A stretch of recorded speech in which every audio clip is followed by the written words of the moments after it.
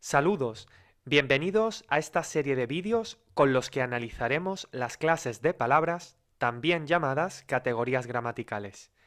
Este vídeo introductorio tiene dos objetivos. El primero es indicar las referencias bibliográficas que hemos utilizado para determinar dichas categorías gramaticales.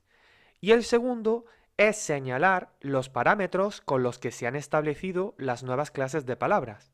Además, describiremos en qué consisten las clases transversales, porque cada una de las clases funcionales o sintácticas tendrá su propio vídeo, pero este último aspecto se va a entender mejor a medida que avancemos. Bien, en primer lugar, por lo que respecta a las fuentes bibliográficas, seguimos las directrices de la nueva gramática de la lengua española, que vio la luz en 2009, y el glosario de términos gramaticales de 2019. Ambas obras fueron elaboradas por la Real Academia Española y la Asociación de Academias de la Lengua Española. Con la última, el glosario de términos gramaticales, dichas instituciones académicas intentaron unificar la diferente terminología empleada entre los docentes de gramática en el mundo hispanohablante. Es decir, crearon esta obra con un objetivo principal, que era proporcionar explicaciones y clasificaciones claras a conceptos gramaticales del español, porque había bastante divergencia. Por ejemplo, en el análisis sintáctico de la siguiente oración, estudio en mi casa, dentro del sintagma subrayado, en mi casa, la preposición en puede ser definida sintácticamente como un enlace, como un nexo o como núcleo del grupo preposicional. Esto depende del profesor, del libro que se siga o de la escuela en la que se estudie. Entonces, por eso mismo, porque todas las personas que están viendo este vídeo han estudiado morfología y sintaxis en centros educativos diferentes, en los cuales se podrían haber adoptado una o varias terminologías, nuestra intención es seguir los parámetros establecidos por la nueva gramática de la lengua española y el glosario de términos gramaticales. En estas obras se producen importantes novedades con respecto a la clasificación de las categorías gramaticales. Por un lado, distinguen 9 clases sintácticas de carácter funcional, como podéis ver aquí en la pantalla. Estas son las que estudiaremos en nuestros vídeos. Por otro lado, establecen 7 clases transversales de carácter fundamentalmente semántico. Aquí tenéis el listado. Estas son las que analizaremos un poco más adelante en nuestro vídeo. Bien, antes de continuar, es necesario hacerse la siguiente pregunta. ¿Qué parámetros se adoptan en estas obras para establecer la categoría de un segmento? Pues además de sus cualidades morfológicas, sintácticas y semánticas, para saber la categoría gramatical de una palabra, se tiene en cuenta la recuperación de los constituyentes tácitos u omitidos. ¿Qué quiere decir esto último? Pues que nos tenemos que preguntar si el contexto oracional nos permite obtener ciertas informaciones omitidas. Por ejemplo, cuando preguntamos ¿qué coche prefieres? ¿Este o aquel? Este o aquel pueden ser analizados como pronombres demostrativos según la gramática tradicional, puesto que aparecen solos. No acompañan al sustantivo coche. En cambio, según las indicaciones de la nueva gramática de la lengua española y del glosario de términos gramaticales, son determinantes demostrativos, ya que el sustantivo coche puede ser recuperable por el contexto oracional, porque lo hemos mencionado antes en la pregunta. ¿Qué coche prefieres? Retomando los listados anteriores, nuestros vídeos se encargarán de examinar de las 9 clases funcionales solo 8, todas menos los verbos. Creemos que cualquier usuario es capaz de distinguir el verbo en la oración. El verbo, en pocas palabras, es el elemento que indica la acción, el movimiento, la existencia, la consecución, la condición o el estado del sujeto. Dicho esto, pasaremos a describir brevemente en qué consisten cada una de las clases transversales, porque el conocimiento de estas es necesario si pretendemos describir las diferentes categorías funcionales. En primer lugar, Se llaman clases transversales porque un mismo tipo puede desempeñar diferentes funciones sintácticas. Por ejemplo, en las siguientes oraciones. Quiero comprar este jersey. Quiero comprar esto. Este, en la primera oración, es determinante demostrativo. Determinante es la clase funcional o sintáctica, mientras que demostrativo es la clase transversal. Esto, de la segunda oración, es pronombre demostrativo. La diferencia entre determinante y pronombre se explicará en los vídeos dedicados a los determinantes y los pronombres, respectivamente. Bien, las palabras que forman parte de las clases transversales se reparten en 7 grupos, como ya hemos indicado, y estos grupos se establecen en función de su significado. El primer grupo que describiremos es el de los demostrativos. Los demostrativos son aquellos elementos que señalan o sitúan en el espacio o el tiempo. Empezamos con este, ese, aquel y sus variantes, incluyendo las formas neutras esto, eso, aquello. También encontramos los casos especiales de tal, tales y susodicho o dicho y sus variantes. Además, debemos hablar también de los adverbios demostrativos, que se reparten según su significado, como se puede apreciar en la pantalla. Tenemos de lugar, tiempo, manera y cantidad. Ahora pasamos al grupo de los posesivos, los cuales, obviamente, expresan posesión o pertenencia. Se incluyen aquí las formas como mío, tuyo, suyo, nuestro, vuestro, con sus variantes de género y número, y las formas apocopadas mi, tú, su, con sus respectivas variantes de número. A lo anterior hay que agregar el determinante relativo posesivo cuyo y sus variantes de género y número.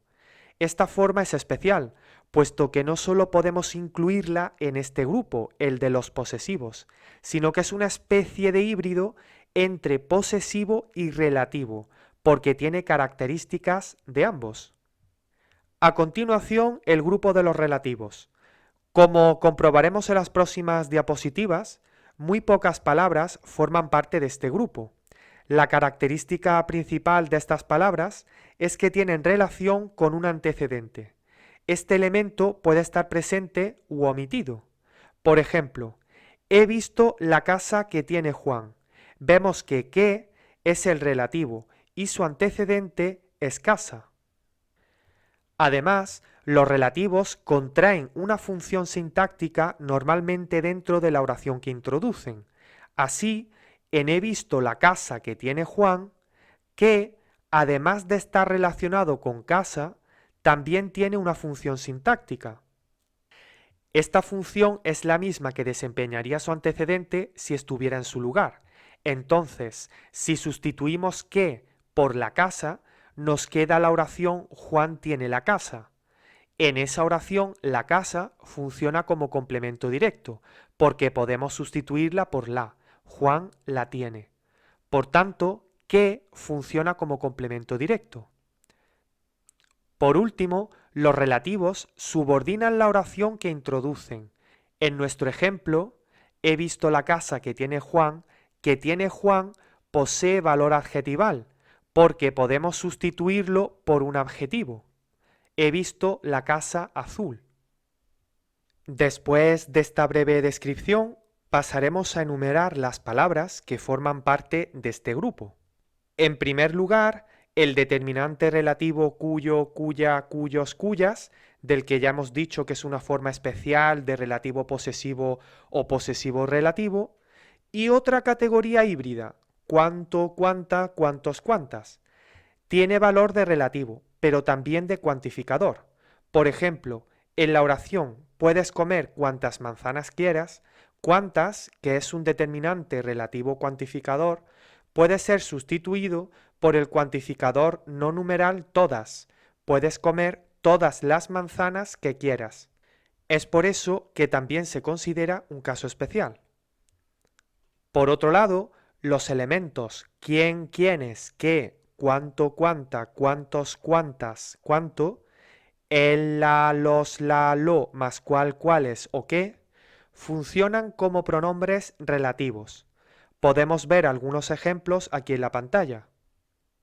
Para acabar con los relativos, también existen formas de adverbios relativos, donde, a dónde, cuándo, cómo, cuánto y cuán.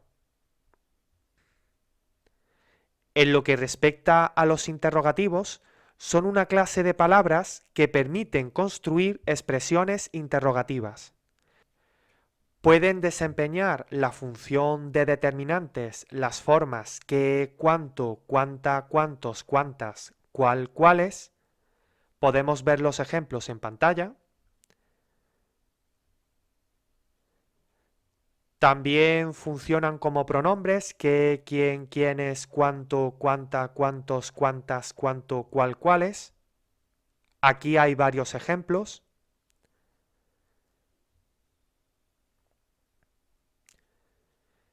Y también son adverbios, como podemos comprobar en estas oraciones. Los exclamativos son muy similares a los interrogativos, solo que en lugar de emplearse en expresiones interrogativas, son palabras con las que se construyen expresiones exclamativas. Pueden actuar como determinantes,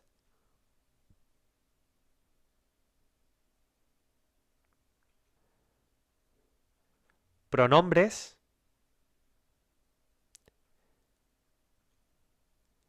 y adverbios.